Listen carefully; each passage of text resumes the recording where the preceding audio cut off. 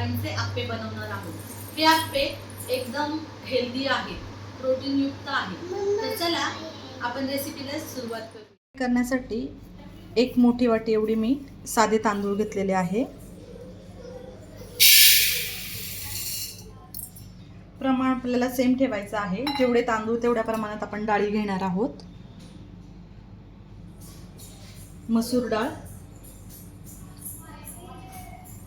पाऊण वाटी, मसूर डाळ, हरभरा डाळ पाऊण वाटी, मूग डाळ पाऊण वाटी, उडीद डाळ पाऊण वाटी। जेवढे तांदूळ आहे तेवढ्याच प्रमाणात आपण डाळी घेतल्या आहेत।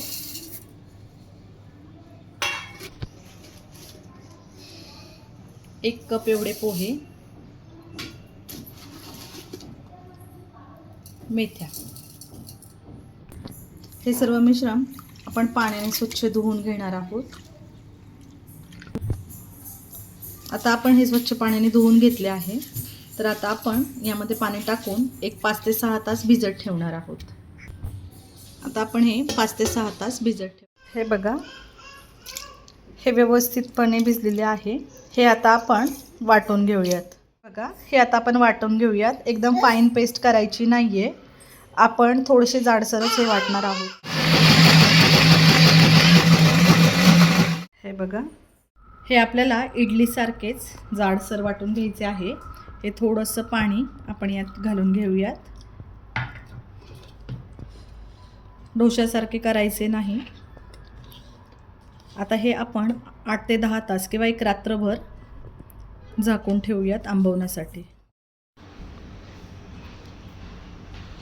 हे पीठ एकदम छान फुललेले आहे। हे बघा,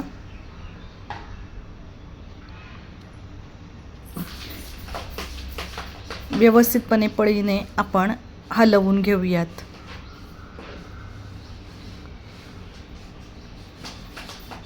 छान बॅटर झालेले आहे।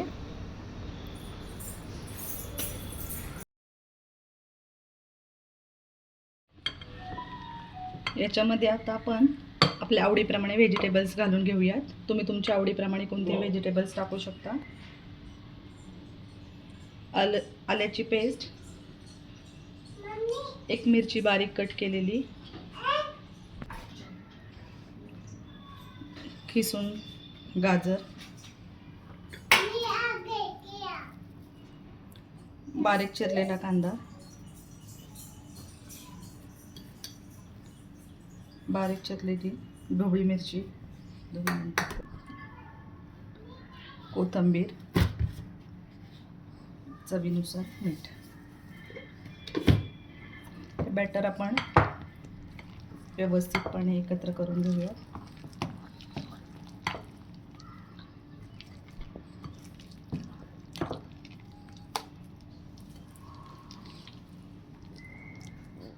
पॅन गरम झालेला आहे, आपण तेल लावून घेऊया।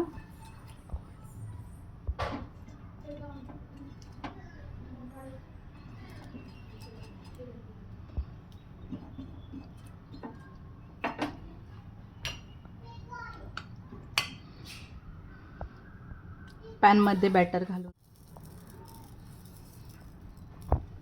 तुम्ही याच्यामध्ये तुमच्या आवडीनुसार भाज्या कमी जास्त करू शकता, किंवा नसन आवडत तर नाही घातल्या तरी काहीही हरकत नाही।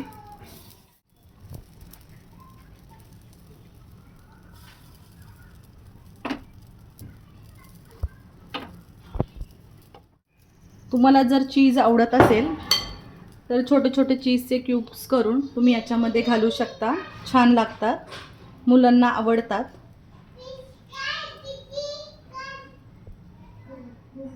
नसन आवडेत तर तुम्ही ही स्टेप स्किप करू शकता।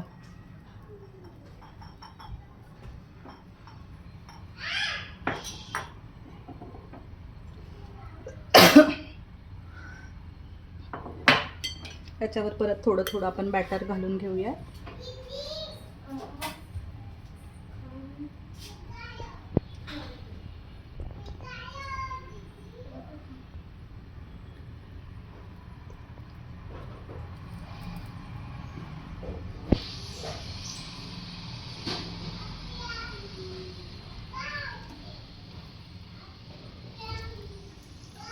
पाच ते 7 मिनिटं आपण याच्यावर झाकण ठेवून घेऊया.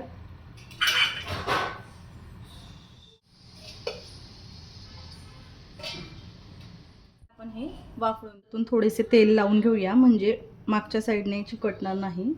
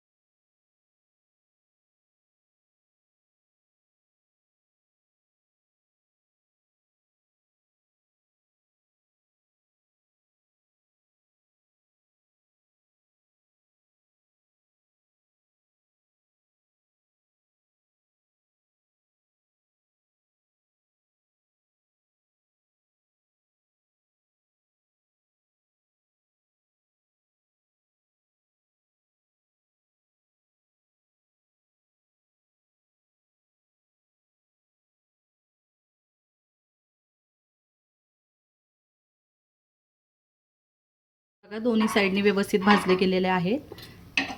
पॅनमधले आता आपण काढून घेऊयात.